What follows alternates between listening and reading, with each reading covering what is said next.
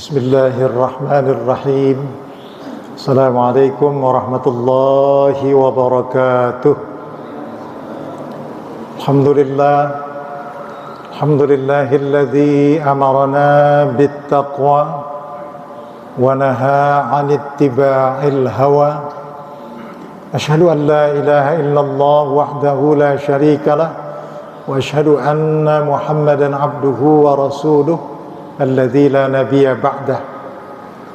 Allahumma salli ala nabiyyina Muhammadin wa ala ali Muhammad wa sallim wa radiyallahu tabaraka wa ta'ala an kulli sahabati Rasulillahi ajma'in walhamdulillahi rabbil alamin, amma ba'du.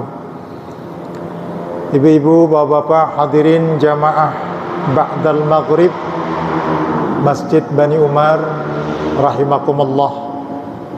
Bertemu kita kembali dalam kajian ba'dal maghrib sampai nanti masuk waktu Isya. Semoga Allah senantiasa meridhai kita dan menambahkan ilmu kepada kita. Rabbi zidna ilma warzuqna fahma. Tema kita kali ini adalah tujuan ibadah untuk membentuk akhlakul karimah. Mengapa tema ini penting? Karena banyak di antara kita yang beribadahnya sudah banyak, tetapi akhlaknya tidak kunjung baik. Baik hablum minallah maupun hablum minan nas. Ya. Kita awali dulu dari pengertian ibadah. Terambil dari bahasa Arab, abada ya'budu abdan wa ibadatan. Artinya ikhlas, patuh, ya, pasrah, diatur atas kehendak Allah Subhanahu wa taala. Ibadah juga sering dimaknai Bapak Ibu sebagai taqarrub. Qarraba yuqarribu taqarruban, mendekatkan diri kita kepada Allah zat yang maha baik. Ya. Caranya bagaimana? Dalam setiap denyut nadi kehidupan kita, Allah senantiasa menjadi ingatan kita. Perhatikan firman Allah dalam Al-Quran surat Toha ayat 14. Kalau kita merenungkan, di situ ada kalimat sholat, tapi ujungnya li zikri. A'udzubillahi minasyaitonirrajim. Innani anallah. Allah memperkenalkan dirinya, sesungguhnya aku ini adalah Allah. La ilaha illa ana, tidak ada zat yang berhak diibadahi kecuali aku. Ya. La ilaha illa ana fa'budni, maka beribadahlah kepadaku. Untuk apa? Li zikri, supaya kita selalu ingat kepada Allah yang maha baik, yang maha pengasih, lagi maha penyayang. Banyak sebenarnya Bapak Ibu Allah memperkenalkan dirinya, seperti 3 ayat terakhir sebelum ditutup surat Al-Hasyr. Wallahu alladzi la ilaha illahu, dialah Allah yang tidak ada ilah yang berhak diibadahi melainkan Dia. Di sini Allah menyatakan, ya, alimul ghaibi wasyahadah, Allah itu maha mengetahui hal-hal yang gaib dan juga yang nyata. Alimul ghaibi wasyahadah huwar rahmanur rahim, dialah Allah yang maha pengasih lagi maha penyayang. Ya. Ini kita maknai sebagai pengertian ibadah di dalam Islam. Apakah ada perbedaan pengertian ibadah di luar Islam? Ada, Bapak Ibu. Karena mereka menyebutnya menyembah. Kita pun sebenarnya terjemahan kita banyak kalimatnya menyembah. Dekat dengan kalimat menyembah Sang Hyang Widi. Kalau dari agama Hindu. Kalau ibadah dalam agama kita takarrub, mendekat. Ya. Kalau di agama di luar Islam itu dipersepsikan Tuhannya itu kejam, jahat, sehingga mereka mengambil sesuatu berupa sesaji untuk diberikan kepada Tuhannya yang jahat itu supaya tidak mencederai manusia. Maka itu asal katanya dari sesembahan dan sesaji di dalam agama di luar Islam. Kalau kita perhatikan di dalam Islam, Allah itu Maha Pengasih, Maha Penyayang. Ya, Dia tidak membutuhkan sesaji seperti yang dipraktekkan di dalam agama di luar Islam.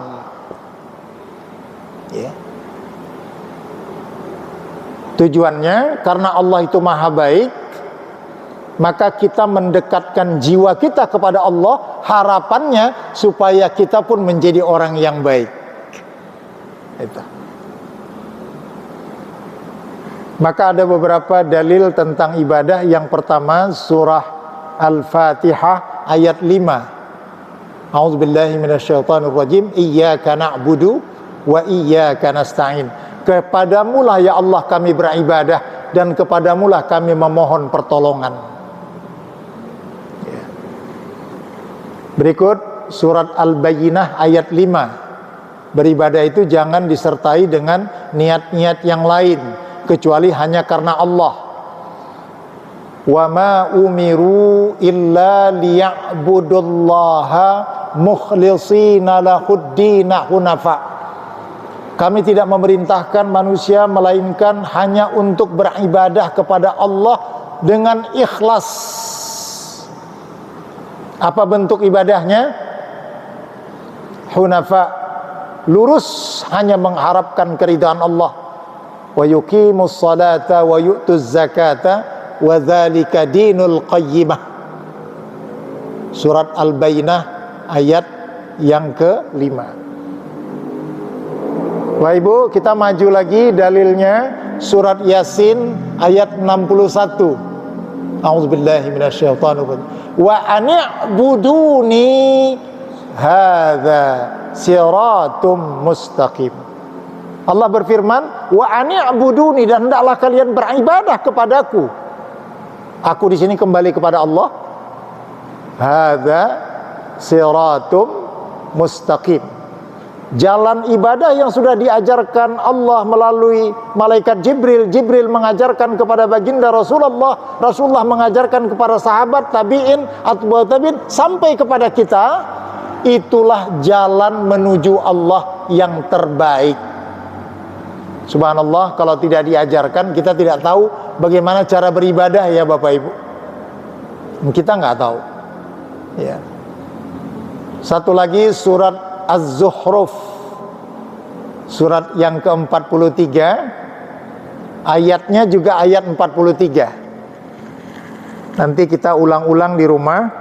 Surat Az-Zukhruf, surat yang ke-43. Kita cari ayatnya 43 juga. A'udzubillahi minasyaitonirrajim. Fastamsik billadzi uhiya ilaika innaka ala siratim mustaqim. Maka berpegang teguhlah engkau kepada agama yang telah diwahyukan kepadamu, sungguh engkau berada di jalan yang lurus. Dari dalil-dalil surat Al-Fatihah ayat 5, surat Al-Bayyinah ayat 5 juga, kemudian surat Yasin ayat 61 dan surat Az-Zukhruf ayat 43, apa yang kita pahami? Perintah-perintah Allah tentang ibadah itu. Kita tidak mengetahui tata cara ibadah kalau tidak diajarkan oleh baginda Rasulullah sallallahu alaihi wasallam. Maka di belakangan hari, supaya kita tidak salah dalam beribadah, ulama-ulama usul fikih membuat kaidah tentang ibadah. Ya, apa kaidahnya? Yang mudah-mudah saja. Al-aslu fil ibadah at-tauqif wal ittiba. Pada dasarnya melaksanakan ibadah itu tunggu perintahnya dari Allah dan lihat contohnya dari baginda Rasulullah sallallahu alaihi wasallam. Terutama ibadah mahdhah, ibadah yang sudah ditentukan bagi kita. Atau dalam kaidah yang lain dikatakan, pada dasarnya semua ibadah dihukumi haram dan terlarang melakukannya sampai ada dalil yang memerintahkan. Itu. Saya ulangi, pada dasarnya semua ibadah itu dihukumi haram. Ya. Tidak boleh dilakukan sampai ada dalil yang memerintahkan. Kaidah muamalah sebaliknya. Muamalah itu hubungan kita dengan dunia, dengan teknologi, dengan seni, budaya. Apa kaidahnya? Pada dasarnya semua muamalah itu mubah dan halal serta boleh sampai ada dalil yang melarangnya. Nah itu. Jadi kita sudah bisa membedakan mana kaidah ibadah, mana kaidah muamalah. Jadi kalau yang muamalah itu Bapak Ibu tidak terbatas. Ya pokoknya kalau tidak ada larangan dalam syariat itu boleh dikerjakan. Kapan baru berhenti? Kalau sudah ada larangan dalam syariat. Saya ambil satu contoh dalilnya, wa ahallallahul bai'a. Dihalalkan bagi kalian jual beli. Kalau masih jual beli terus, tidak ada larangan. Sampai kapan kita berhenti? Wa harramar riba. Kalau sudah nyenggol-nyenggol riba, stop. Cara kita memahami muamalah duniawiyah. Bapak Ibu yang dimuliakan Allah Subhanahu wa taala. Ya. Kita mulai tentang ibadah yang paling sering kita lakukan, bahwa memang muara daripada ibadah itu dalam rangka untuk taqarrub, mendekatkan diri kita kepada Allah Subhanahu wa ta'ala. Jadi bukan menyembah dalam pengertian tadi seperti ya agama di luar Islam. Jadi tujuan jangka panjangnya ibadah kita ini kita sepakati dulu. Ya, ini tidak kita bantah dan ini memang tujuan kita bersama. Innalladzina amanu wa amilus solihati ulaika hum khairul bariyah. Dalam surat Al-Bainah juga lanjutannya. Sesungguhnya ya, orang-orang yang beriman dan melakukan perbuatan amal soleh termasuk beribadah, ulaika hum, mereka itu termasuk khairul bariyah, sebaik-baik makhluk Allah. Mudah-mudahan kita termasuk dalam kategori itu ya Bapak Ibu. Ya, khairul bariyah. Kita lanjutkan, apa balasan bagi hamba Allah yang melakukan amal soleh atau ibadah? Jazaohum inda rabbihim jannatu adnin tajri min tahtihal anharu khalidina fiha abada. Alangkah indahnya ayat Allah ini. Mereka mendapatkan balasan ya surga yang di bawahnya mengalir sungai-sungai. Jannatu adnin tajri min tahtihal anhar, mereka kekal di dalamnya untuk selama-lamanya. Ya. Dzalika liman khasya rabbah. Ya. Itulah balasan bagi orang-orang yang merasa takut terhadap keputusan-keputusan Allah Subhanahu wa taala, sehingga dia membawa dirinya untuk melaksanakan ibadah kepada Allah Subhanahu wa taala. Radhiyallahu anhum, Allah ridha kepada mereka, wa radu'an, dan mereka pun ridha kepada Allah. Dzalika liman khasya rabbah, itulah balasan bagi hamba-hamba Allah yang takut kepadanya. Ini tujuan ibadah jangka panjang. Yaumul akhirah, bahkan yaumul ba's, hari berbangkit kita di alam barzah, itu sudah kita rasakan nanti.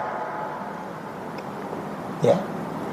Dan ini sengaja tidak kita bahas lagi karena memang kepastiannya itu sudah memang sering kita rasakan, dan itu yang menjadi tujuan kita beribadah kepada Allah Subhanahu wa taala. Ya. Aspek mana yang kurang diperhatikan? Tujuan ibadah ketika kita masih di dunia ini, apa efeknya? Apa dampaknya? Maka saya beri judul, tujuan daripada ibadah adalah untuk membentuk akhlakul karimah. Kalau orang yang akhlaknya baik, memang nanti akan sampai juga ke surganya Allah. Ya. Kita buktikan ibadah yang pertama, sholat. Ya. Dalam surat Toha ayat 14 tadi sudah kita baca, innani anallah la ilaha illa ana fa'budni wa aqimis salata li dzikri. Ya. Berikut surat Al-An'am, surat yang ke-6 ayat 162. Allah berfirman, ya. Bunyi ayatnya ada yang masih ingat? Qul inna salati wa nusuki wa mahyaya wa mamati lillah ya rabbil alamin. Jadi ibadah kita, hidup kita, mati kita serahkan kepada Allah Subhanahu wa ta'ala, bukan kepada yang lain. Kenapa kita serahkan kepada Allah? Karena Allah Maha Baik. Kita berharap diri kita ini akan memiliki akhlak yang baik. Takhallaku bi akhlaqillah, berakhlaklah kalian sebagaimana akhlak baiknya Allah Subhanahu wa ta'ala. Ya. Baru dalam surah Al-Ankabut jelas sekali tujuan ibadah solat di sana.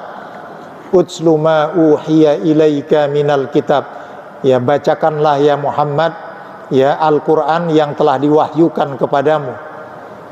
Wa aqimis shalah, dan tegakkanlah solat. Innas salata tanha anil fahsyai wal munkar. Sesungguhnya, ya, solat itu dapat mencegah manusia dari perbuatan keji dan mungkar. Ini harus kita ingat-ingat ini, bahwa tujuan daripada solat itu adalah untuk mencegah kita dari perbuatan keji dan mungkar. Ya, wala dzikrullahi akbar. Ya, dan sebaik-baik mengingat Allah itu adalah ketika kita melaksanakan solat. Wallahu ya'lamu ma tasna'un. Sesungguhnya Allah mengetahui apa yang kamu perbuat. Ya.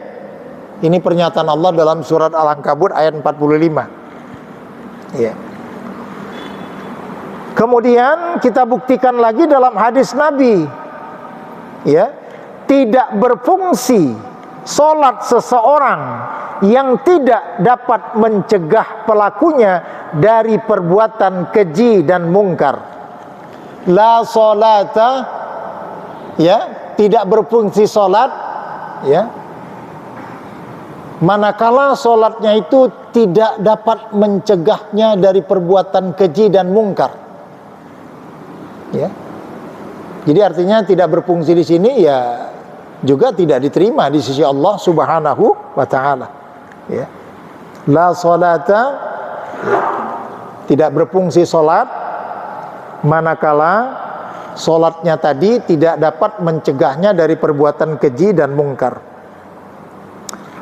Bahkan dalam hadis yang lain, hadis qudsi, untuk ibadah solat, hubungannya dengan akhlak, solat yang kuterima hanyalah solat yang membuat pelakunya merendahkan diri terhadap kebesaranku, tidak bersikap sombong terhadap makhluk-makhlukku, dan tidak menentang terhadap perintah-perintahku. Jadi kalau begitu, solat ini membawa kita kepada keadaan yang sangat-sangat baik. Tidak menentang perintah Allah, tidak menyombongkan diri, ya. Malah senantiasa ingat kepadaku, orang yang sholat itu menaruh rasa kasih sayang kepada orang miskin, ibnu sabil, dan orang-orang yang ditimpa kesusahan. Itu buah daripada sholat, ya. Ketemu orang yang miskin ada rasa kasihan, ya. Melihat orang yang tidak mampu, timbul rasa ingin membantu kalau kita memang ya memiliki kelebihan, ya. Tapi kenapa sholat itu tidak seperti itu? Karena sholat dipersepsikan hanya untuk, maaf ya, mengumpulkan pahala sebanyak-banyaknya. Itu tidak kita bantah. Tapi yang perlu kita pertanyakan adalah mengapa sholat kita itu tidak membentuk akhlak. Padahal Nabi tadi mengatakan tidak berfungsi sholat seseorang manakala sholatnya itu tidak mampu mencegah dirinya dari perbuatan keji dan mungkar. Ya, kita mohon kepada Allah, ya Allah beri hamba anugerah agar hamba bisa menghayati sholat hamba sehingga hamba memiliki akhlak yang baik. Kita senantiasa berdoa kepada Allah Subhanahu wa ta'ala. Yang kedua, saum.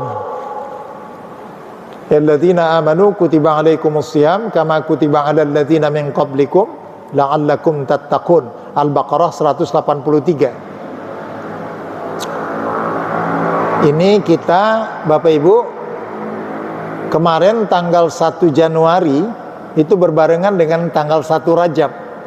Jadi kita mudah menghitungnya. Ya. Hari ini tanggal 14 Rajab 1446 Hijriah. Sebentar lagi Rajab kita tinggalkan, kita masuk Sya'ban. Setelah Sya'ban, Ramadan. Ya. Para ulama biasa puasa 1 bulan Rajab, dilanjutkan 1 bulan Sya'ban, sehingga di Ramadan mereka tidak merasakan kesulitan. Ya. Ada orang pada tanggal 1 Ramadan dia terlalu lemas begitu. Kenapa kamu? Ya puasa hari pertama.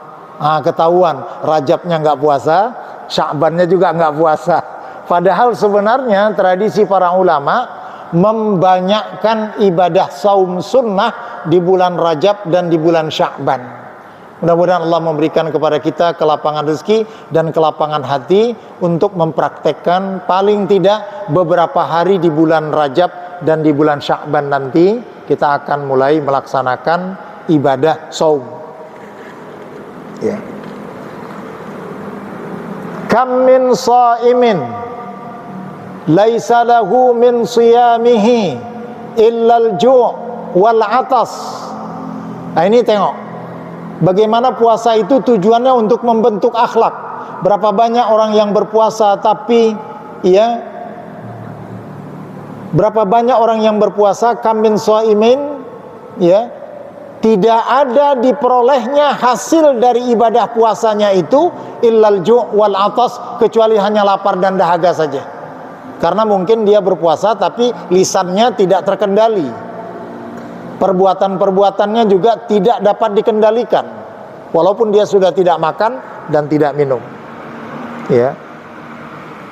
Wa man lam yada' qaulaz zur, barang siapa yang berpuasa tapi tidak meninggalkan kata-kata yang kotor, wal amala bihi, dan juga perbuatan-perbuatan yang keji, falaisa lillahi, maka Allah tidak lagi memperhitungkan ya hajatan fi ayyada'a ta'amahu wa syarabahu, walaupun dia sudah tidak makan dan tidak minum.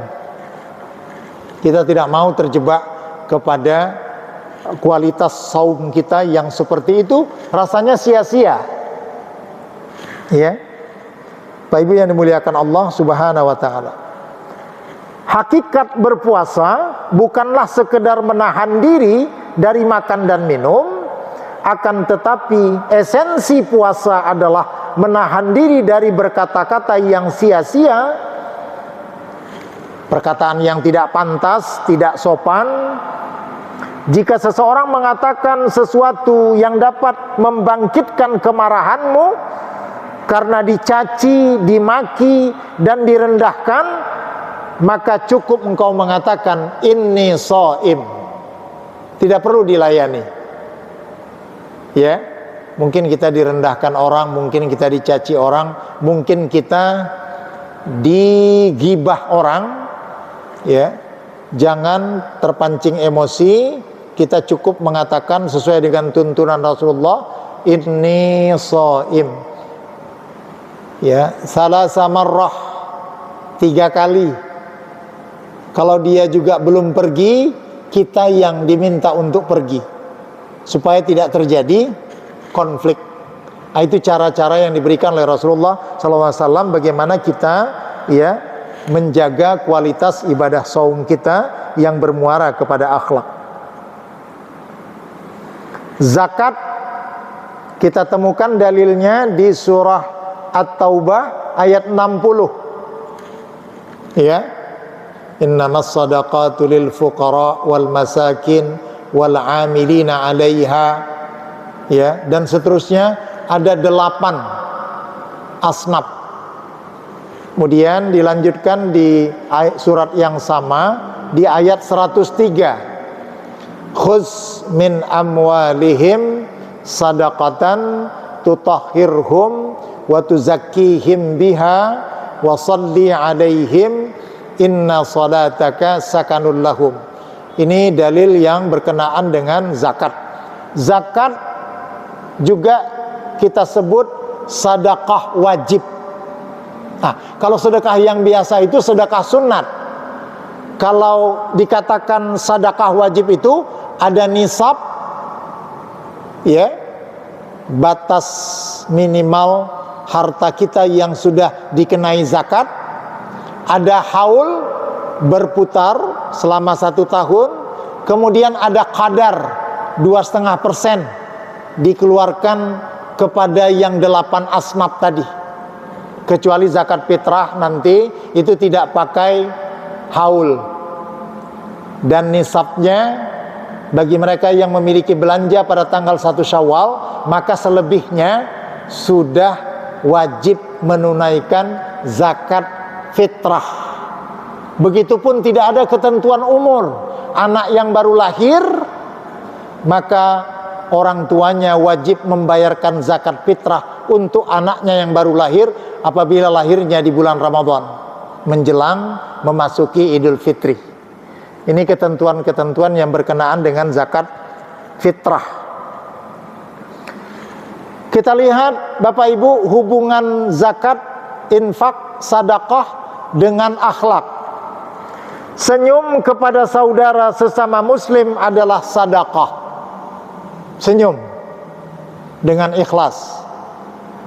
Tapi saya banyak juga temukan orang yang datang ke masjid, datang, sholat, pulang, tidak pernah berinteraksi. Ya, mengucapkan salam pun tidak. Berarti dia tidak mau bersedekah. Senyum kepada saudara sesama muslim adalah sedekah.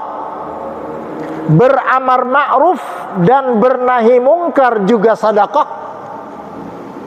Jadi saya teringat merajalelanya kemaksiatan bukan karena faktor orang-orang jahat saja, tetapi ada faktor karena orang-orang yang baiknya diam menyaksikan kejahatan dan kemungkaran itu. Ya, sebutan untuk orang seperti itu setan bisu. Nauzubillah. Jadi kita berbuatlah sekecil apapun ya Bapak Ibu, kalau kita menyaksikan kemungkaran, kalau ada kewenangan bagi kita, kita sampaikan. Karena beramar ma'ruf nahi mungkar itu juga sedekah. Menunjukkan jalan bagi orang yang tersesat juga sedekah. Jangan orang nanya jalan langsung disesat-sesatin. Kita tunjukkan itu masuk kategori sedekah. Menyingkirkan duri dan benda-benda yang berbahaya dari jalan yang dilalui manusia juga sedekah. Menyingkirkan benda yang dapat membahayakan itu juga sedekah. Ya. Menuangkan air yang ada di timbamu ke timba saudaramu sesama muslim juga sedekah. Ini kasusnya di Timur Tengah. Kalau ada sumur atau oase, wadi, itu mereka berebut mengambil air. Jadi kalau kita menimba air kemudian kita masukkan ke tempat saudara kita, itu juga sedekah. Saya tertarik kalau kita haji dan umrah, kalau kita kesulitan mau mengambil air Zam-Zam, baik di Haram maupun di Nabawi, ini kita lihat orang-orang Arab itu dengan senang hati dia mengantarkannya kepada kita, karena mereka membaca hadis ini bahwa memberikan air itu adalah sedekah. Ya, saya yakin ada pengalaman itu bagi kita. Kita duduk, diantarkan kepada kita, kita senang sekali. Kita hanya mengucapkan syukran ya akhi, syukran. Ya. Dan itu berulang-ulang. Saya merasakan itu. Hadirin dimuliakan Allah Subhanahu wa taala. Menuntun orang yang buta untuk keperluan yang baik juga sedekah. Subhanallah. Misalnya dia mau menyeberang jalan, ya, atau mungkin kita tuntun dia dari sesuatu yang membahayakan dia, itu juga sedekah. Jadi kalau kita lihat sedekah itu luas sekali maknanya dan semuanya bermuara kepada akhlak. Ibu yang dimuliakan Allah Subhanahu wa taala. Yang keempat, haji dan umrah. Ya, kita perhatikan misalnya surat Al-Baqarah ayat 197. A'udzubillahi minasyaitonirrajim. Faman farada fihinnal hajja, siapa-siapa yang telah datang fardu haji kepadanya, fala rafasah, jangan melakukan perbuatan rafas, porno, wala fusuqa, fasik, wala jidal, jangan bertengkar. Ini semuanya adalah dalam rangka memperbaiki akhlak. Kita berada di tempat miqat. Kalau kita kloter pertama haji itu langsung ke Jeddah. Di Jeddah itulah kita mandi, kalau bisa mandi sunnah ihram. Kemudian kita berniat, ya, mandi, dan itu berwudu. Kemudian sholat sunat 2 rakaat ihram dalam pakaian ihram. Kemudian kita berniat labbaik Allahumma hajjan wa labbaik Allahumma umratan. Ya, kalau dalam haji tamattu biasanya kita melakukan, ya, umrah lebih dahulu, baru kemudian haji. Ya, kita melakukan itu, kemudian menggunakan pakaian ihram. Selama pakaian ihram itu kita haram melakukan perbuatan-perbuatan tertentu. Sampailah kita menuju Ka'bah, dalam pakaian ihram itu kita pun bertalbiyah. Semua ucapan itu dalam rangka untuk memperbaiki hablum minallah kita kepada Allah Subhanahu wa taala. Ya. Makna pakaian ihram itu tidak berjahit, warnanya putih, ya, seperti yang kita pakai pada saat kita menghadap Allah ketika jenazah kita telah dibungkus dengan kain kafan. Kemudian diperkirakan di lokasi Jabal Rahmah itulah kelak akan dibangkitkan kita semuanya yang disebut dengan padang mahsyar. Subhanallah, ini merupakan detik-detik di mana kita menghayatinya ketika kita berpakaian ihram. Kita tawaf mengitari Ka'bah, ya, sebanyak 7 kali. Kemudian lafaz yang kita lafazkan subhanallah walhamdulillah wala ilaha illallah wallahu akbar. Terakhir kita membaca doa, Rabbana atina fid dunya hasanah wa fil akhirati hasanah wa qina adzabannar. 7 kali. Selesai itu kita bergerak ke makam Ibrahim, salat sunat. Kemudian kita bergerak lagi menuju air Zam-Zam. Kita minum air Zam-Zam dengan berdiri. Kemudian kita membaca doa, ya, Allahumma inni as'aluka ilman nafi'an wa rizqan thayyiban wa amalan maqbulan wa shifaan min kulli da'in. Setelah itu kita berlari-lari kecil antara Safa dan Marwa. Kemudian setelah itu kita bertahallul. Tahallul itu artinya kita menggunting beberapa helai rambut, menghalalkan kembali setelah tadi diharamkan ketika kita menggunakan pakaian ihram.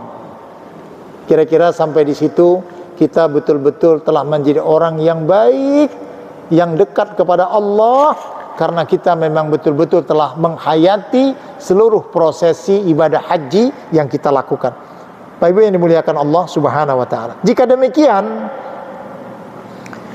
maka benarlah, ya, bahwa ibadah di dalam Islam itu seluruhnya, ya, sangat erat hubungannya dengan pendidikan akhlak dan kesantunan budi pekerti yang agung dan mulia, sebagaimana makna hadis Rasulullah sallallahu alaihi wasallam berikut ini.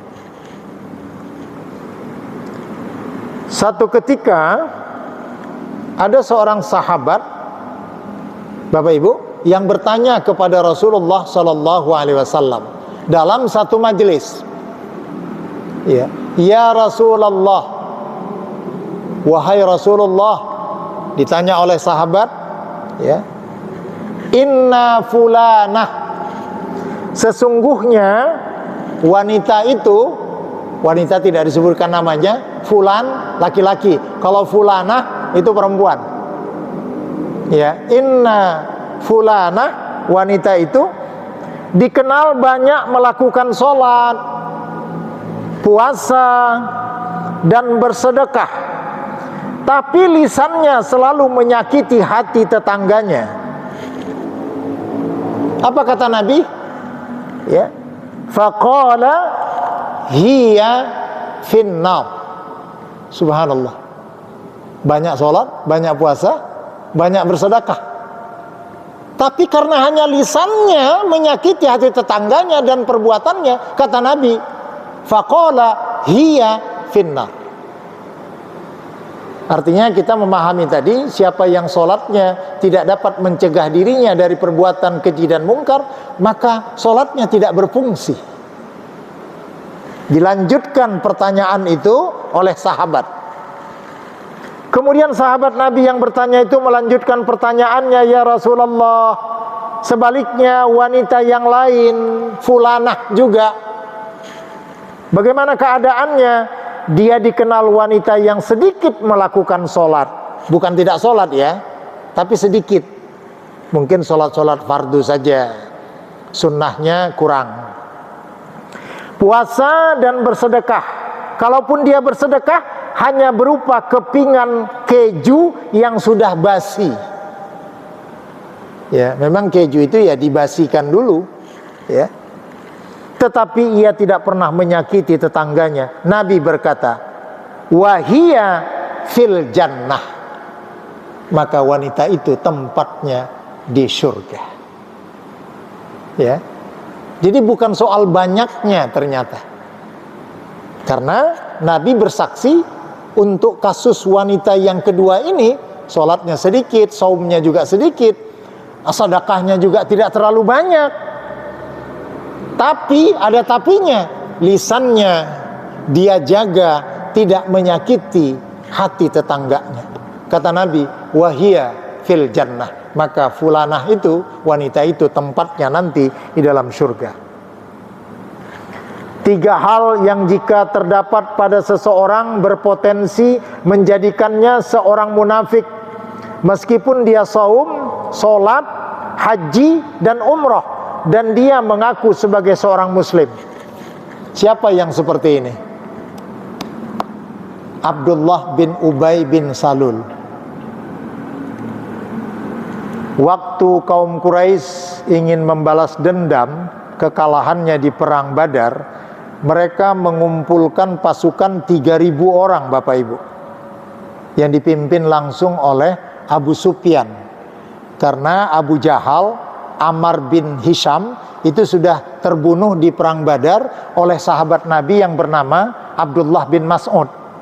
Ditebas batang lehernya oleh Abdullah bin Mas'ud. Tapi masih ada anak laki-lakinya yang bernama Ikrimah bin Abu Jahal.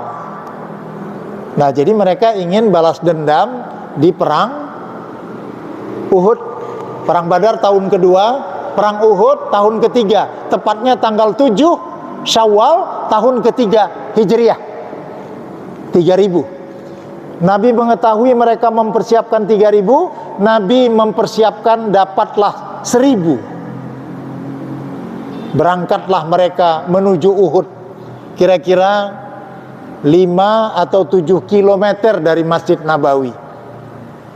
Ya, 7 mil atau 5 kilometeran. Tapi ini dimuliakan Allah Subhanahu wa taala. Saya ingin menceritakan munafik. Ya. Yang 1.000 orang tadi diprovokasi oleh seseorang yang bernama Abdullah bin Ubay bin Salul. 300 orang pulang kembali ke Madinah meninggalkan Uhud. Karena dipengaruhi oleh seorang munafik yang bernama Abdullah bin Ubay bin Salul. Abdullah bin Ubay sholat bersama Nabi, haji bersama Nabi, ikut perang. Dan dia mengaku beriman, tapi ternyata dia sangat membenci kepada Islam. Ini kisah ini sangat luar biasa, sehingga 700 melawan 3.000. Ditambah lagi pasukan pemanah tidak disiplin dengan perintah Nabi, maka mereka ya meninggalkan lereng bukit Uhud karena terpengaruh dengan harta rampasan perang. Akhirnya Rasulullah pelipis dan pipinya berdarah, ya, tapi bukan karena kena panah, tapi karena lemparan batu. Salah satu gigi depan Rasulullah juga patah. Sambil menyeka darah di wajahnya, beliau mengatakan, bagaimana suatu kaum akan mendapatkan keberkahan dari Allah, ya, yang membuat nabinya terluka, padahal nabinya mengajak mereka untuk menyembah Allah Subhanahu wa taala. Jadi dalam kasus ini umat Islam ketika itu mengalami kekalahan di perang Uhud. Di perang Badar kita menang. Ya. Jadi akibat ulah daripada Abdullah bin Ubay bin Salul, maka 300 orang pulang meninggalkan Uhud, dan tinggallah Rasulullah dengan 700 pasukan melawan 3.000 pasukan di perang Uhud. Ya. Bagaimana mereka yang dikatakan munafik itu? Ya, walaupun dia saum, salat, haji dan umrah, dan dia mengaku sebagai muslim, jika berbicara, bicaranya mengandung dusta dan kebohongan. Jika ia berjanji, janjinya tidak ditepati. Jika diberi kepercayaan atau amanah, amanah itu ia khianati atau dia salah gunakan. Ya, jadi ini menunjukkan bahwa semestinya ibadah ini mendidik kita untuk meninggalkan kata-kata bohong. Apabila kita diberi amanat, kita tidak berkhianat. Dan apabila kita berjanji, sedapat mungkin janji itu kita tunaikan. Bapak Ibu yang dimuliakan Allah Subhanahu wa taala. Rasulullah bersabda, tahukah kalian amalan apa yang kualitasnya lebih tinggi daripada salat, saum dan zakat? Sahabat menjawab, hanya Allah dan Rasul yang lebih mengetahuinya. Ya, Nabi menjawab, perbaiki hubungan silaturahim dan persahabatan di antara sesama muslim, dan persaudaraan atas dasar nasab ataupun kerabat. Ya. Jadi ternyata melebihi kualitas ibadah sholat dan ibadah saum, apa itu? Memperbaiki hubungan, ya, sesama kerabat. Ya. Orang yang pemurah, ini kaitannya dengan akhlak juga, lagi dermawan, dekat dengan Allah, dekat dengan manusia, dekat dengan surga, dijauhkan dari api neraka. Orang yang dermawan, ya. Jadi pasangannya itu orang yang pemurah, lagi dermawan, dekat dengan Allah, dekat dengan manusia, dekat dengan surga, dijauhkan dari neraka. Sebaliknya, orang yang kikir, bakhil, pelit, jauh dari Allah, jauh dari manusia, jauh dari surga, nauzubillahi min dzalik, dekat ke neraka. Ya. Jadi ajaran agama kita itu banyak sekali yang mengarahkan kita kepada akhlak.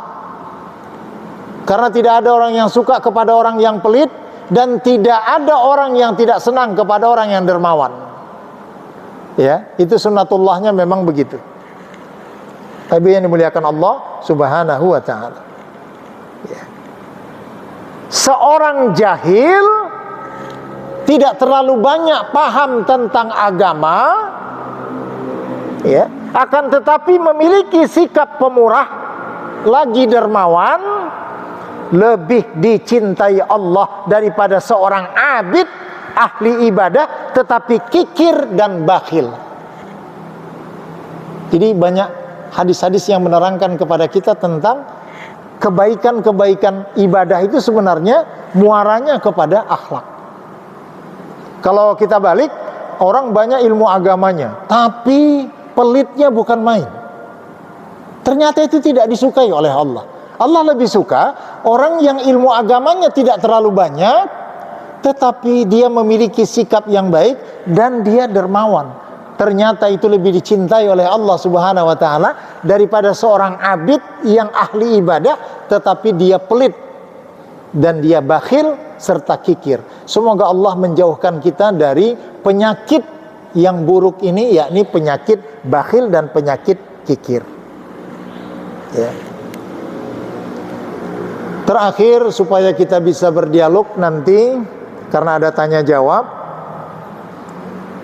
tolong kita catat beberapa ayat tentang ajaran akhlak sebagai buah daripada ibadah. Pertama, surat Al-Baqarah ayat 188. Ini mungkin sekarang banyak sekali yang mengamalkan itu karena mencari harta dengan cara merugikan orang lain. Pinjol, judol, itu kan tujuannya mencari harta. Maka ada pernyataan Allah, kalau mencari harta silakanlah, tapi jangan merugikan orang lain. A'udzubillahi minasyaitonirrajim. Wala ta'kulu amwalakum bainakum bil batil wa tudlu biha ilal hukami litakulu fariqam min amwalin nas bil ismi wa antum ta'lamun. Ini menarik sekali ayat tentang kita bermuamalah. Dan janganlah kamu makan harta di antara kamu dengan jalan yang batil, menipu, korupsi. Dan janganlah kamu menyuap dengan harta itu kepada para hakim dengan maksud agar kamu dapat memakan sebagian harta orang lain itu dengan jalan dosa, padahal kamu mengetahuinya.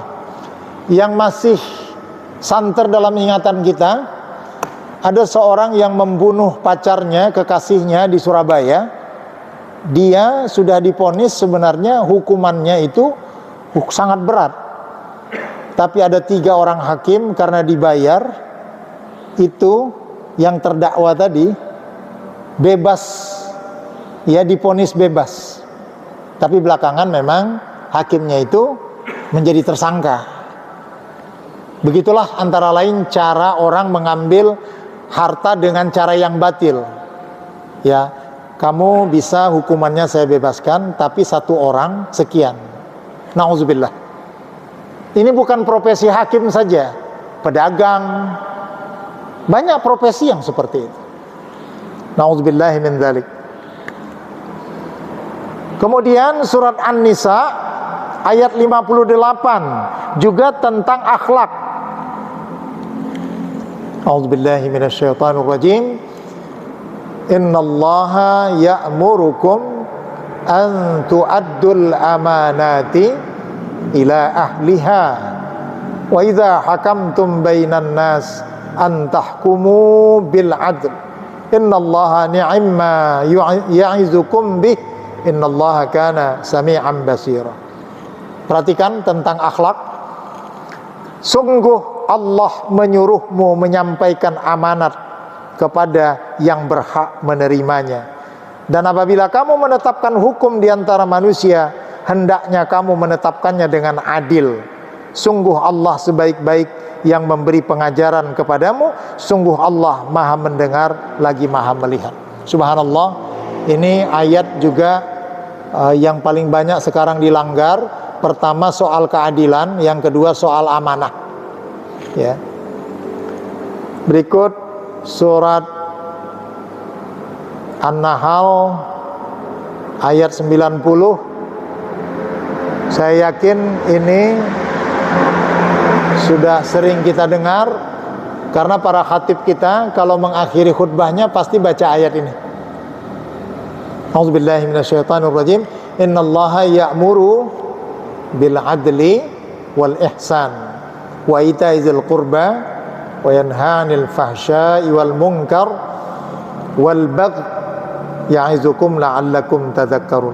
Sesungguhnya Allah menyuruh kamu berlaku adil dan berbuat kebajikan, memberi bantuan kepada kerabat, dan Dia melarang melakukan perbuatan keji, mungkar, dan permusuhan. Allah memberi pengajaran kepadamu agar kamu dapat mengambil pelajaran. Hadirin yang dimuliakan Allah Subhanahu wa ta'ala, dengan ayat ini semakin tegas kita melihat bahwa muara dari semua ibadah yang kita lakukan adalah dalam rangka memperbaiki akhlak kita, baik hablum minallah maupun hablum minan nas. Sampai di sini kita melaksanakan diskusi, karena waktu Isya jam berapa, Pak Saudara? Udah mau masuk ya? Iya. Silakan kalau ada, silakan Pak.